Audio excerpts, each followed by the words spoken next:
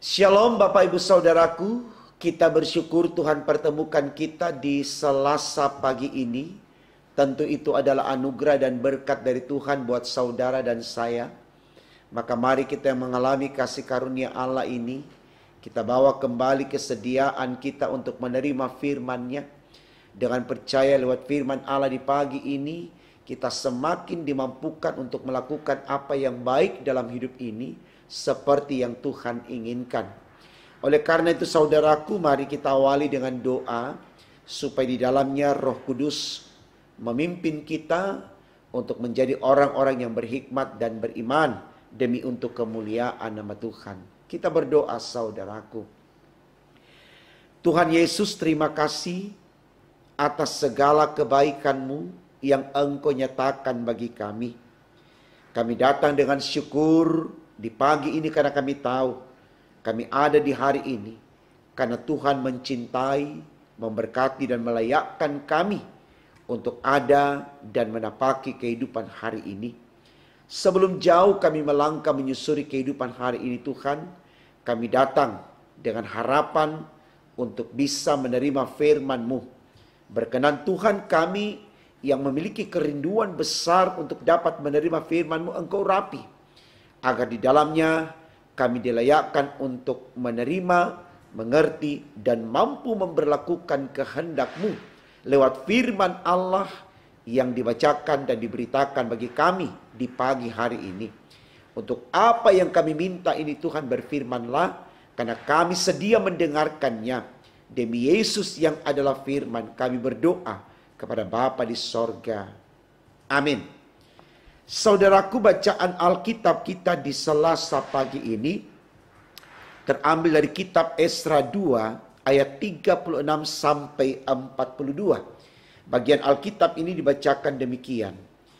Inilah para imam Bani Yedaya, yakni kaum keluarga Yesua, 973 orang. Bani Immer 1052 orang.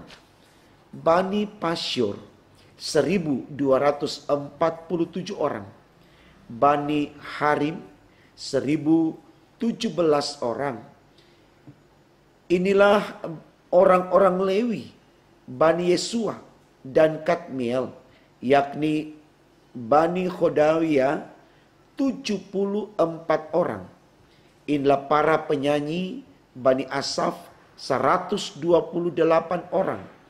Inilah kaum penunggu pintu gerbang Bani Salum, Bani Ater, Bani Talmon, Bani Akub, Bani Hatita, Bani Sobai, semuanya 139 orang. Saudaraku, tema renungan kita di Selasa pagi ini dituliskan demikian dalam Sabda Bina Umat.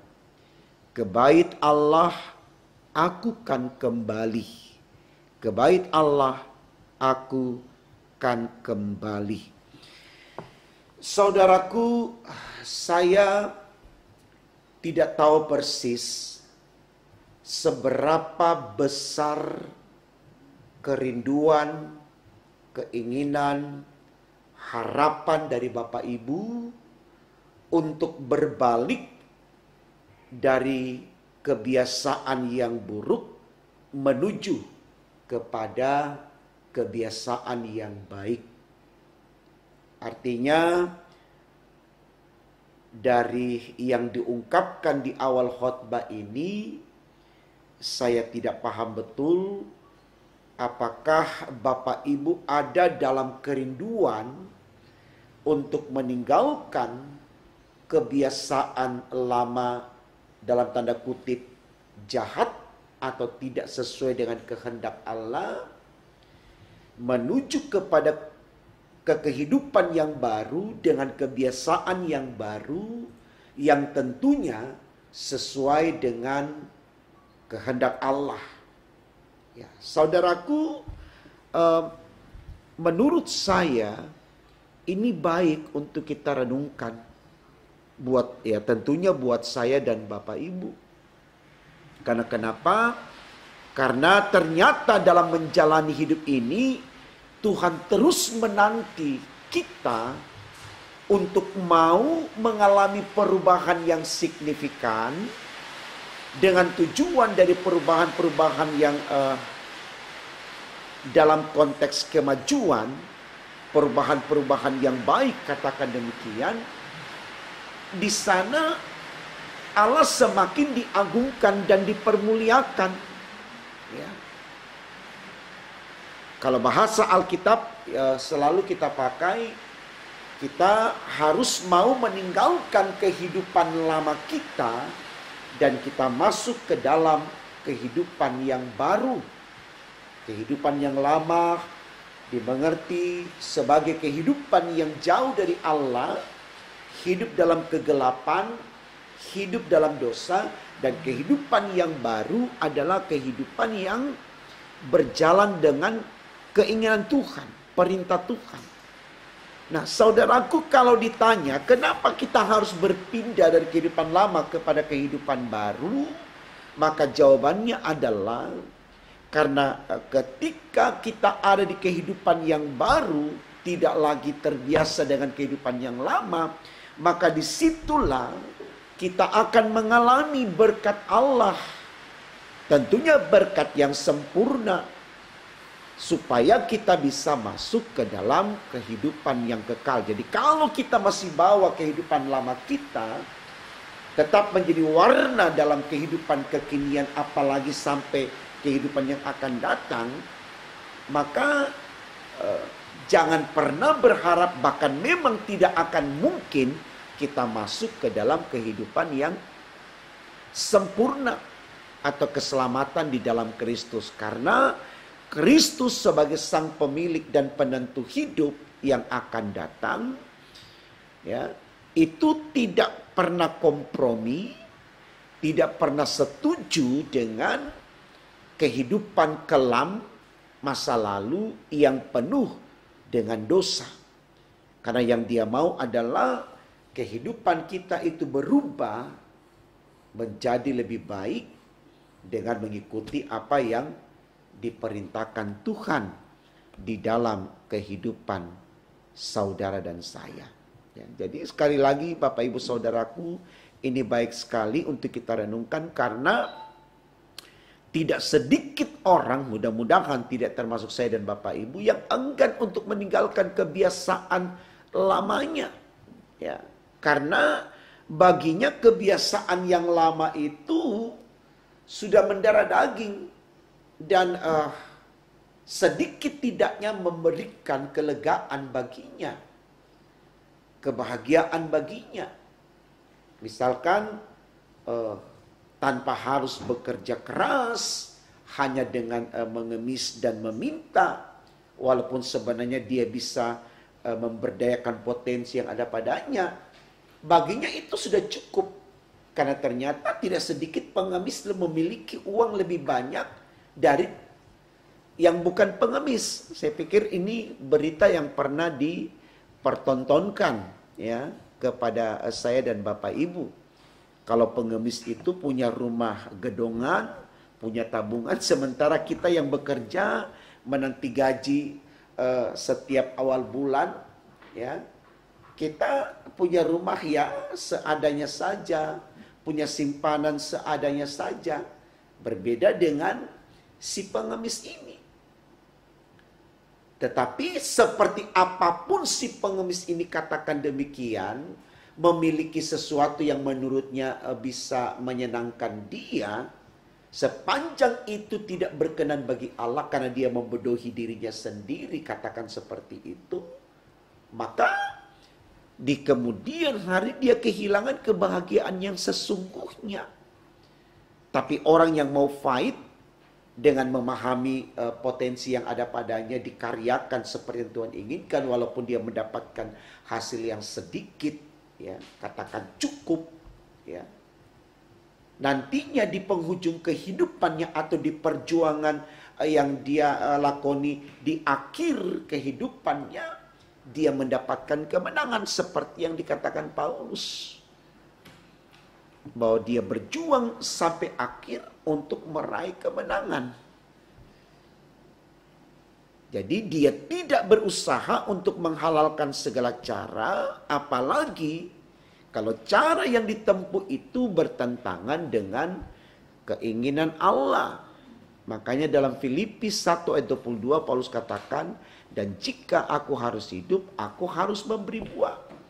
Kata buah di sini sesuatu yang lahir dari potensi dirinya untuk karya yang harus dia nyatakan dalam rangka menyenangkan hati Tuhan. Dia meninggalkan Saulus masa lalunya yang bisa dikatakan hidupnya lebih enak ya, secara kasat mata. Dengan hasil rampokan dia bisa makan, hasil rampasan dia bisa beli ini dan seterusnya. Dia membunuh orang merupakan sebuah kepuasan, dia tekan tindas orang merupakan sebuah kesenangan. Tapi ternyata ketika dia berbalik dari kehidupan lama kepada kehidupan baru, wah dia melihat itu sebuah kesia-siaan. Sehingga dia meleburkan diri pada kehendak Allah, kembali ke jalan Tuhan. Ya. Walaupun pada akhirnya dia tidak mendapatkan kebahagiaan atau kesenangan seperti masa lalunya ketika dia menggunakan nama Saulus, baginya tidak ada masalah. Karena dia tahu derita yang dia alami karena setia kepada Allah akan membawa dia kepada kemenangan yang abadi, kehidupan yang kekal. Makanya dalam Filipi 1:21 dia katakan, hidupku adalah Kristus supaya matiku adalah keuntungan. Ini teladan baik Bapak Ibu Saudaraku untuk kita terima dalam hidup kita. Supaya ada semangat dari diri kita untuk mau meninggalkan kehidupan kelam kita di masa lalu atau kebiasaan-kebiasaan buruk kita di masa lalu. Lalu kita berpindah di kehidupan masa kini dan menuju ke masa yang akan datang dalam suasana yang baru, iman yang baru, hidup yang baru, ya, semangat yang baru yang bersumber dari firman Allah. Ini yang mau diungkapkan oleh orang-orang Israel setelah mereka berada di perbudakan di Babel. Mereka melihat fenomena hidup yang sangat bertentangan dengan kehendak Allah. Karena di sana mereka menyembah berhala. Dipengaruhi oleh konteks kehidupan di mana mereka berada. Di pembuangan di Babylon. Sehingga muncul hasrat atau keinginan yang baru, ingin kembali ke tanah leluhur, yaitu Yehuda, supaya di sana mereka kembali bangun kekuatan spiritualitas mereka, kekuatan iman mereka yang benar-benar menyembah Allah yang hidup. Karena hanya dengan demikian mereka layak menjadi anak-anak Tuhan yang mengalami kasih karunia Allah untuk kehidupan yang akan datang, yaitu keselamatan. Itu yang digambarkan di tema khotbah kita, dikatakan ke bait Allah aku kan kembali. Dia ingin kembali membangun hubungan yang baik dengan Allah, dengan pertama-tama membangun bait Allah atau rumah Tuhan yang kita kenal sekarang ini gereja, gedung gereja, supaya itu dijadikan sarana untuk menyembah Allah. Itu yang diperintahkan oleh Koresi kepada orang-orang Israel yang akan diantar kembali dari tempat perbudakan atau di pembuangan di Babel untuk menuju tanah leluhur mereka, Yehuda, Yerusalem, dengan tujuan di sana mereka membangun kembali bait Allah dan berdiam di dalam bait Allah. Artinya selalu ada bersama dengan Allah di situ, di altar Tuhan, di rumah Tuhan, untuk menyatakan penyembahan kepada Allah, supaya Allah yang melihat perubahan ya, spiritual ini dari yang tidak beriman menjadi beriman, itu akan selalu berpihak kepada mereka. Firman Tuhan sudah katakan, saudaraku, jika engkau di pihak Allah, tidak akan ada lawanmu. Artinya mereka akan mengalami pembebasan yang akhirnya membawa mereka kepada kehidupan yang sesungguhnya, yaitu kehidupan yang kekal. Saya pikir ini baik saudaraku untuk kita renungkan di masa-masa kita menghadapi pandemi COVID-19. Artinya walaupun wabah ini seakan semakin hari semakin meresahkan, menakutkan, karena tidak sedikit yang terpapar virus corona, bahkan yang meninggal karena virus corona pun sudah tidak terhitung jumlahnya, saking banyaknya. Jangan kita berhenti untuk memutuskan hubungan kita dengan Allah. Terus bangun kekuatan iman kita. Dan salah satu untuk bisa memiliki kekuatan iman itu, rindu untuk beribadah, kembali ke bait Allah. Awal-awal pandemi kita dilarang ke bait Allah. Ini konteksnya mirip-mirip ya Bapak Ibu ya. Dalam perjalanan waktu kita diberi ruang kembali untuk kembali ke bait Allah. Itu tema kita katakan, ke bait Allah aku kan kembali. Ini bait Allah sudah dibuka, kita masih enggan untuk datang bersekutu dengan Allah. Ya tentu harapannya ya kita tidak serta-merta karena ke bait Allah kita tidak memperhatikan protokol pemerintah, tidak. Semua hal yang ditetapkan pemerintah untuk bisa terhindar dari virus corona ini lakukan sembari kita mengikuti juga permintaan Allah untuk bersekutu dengan Dia.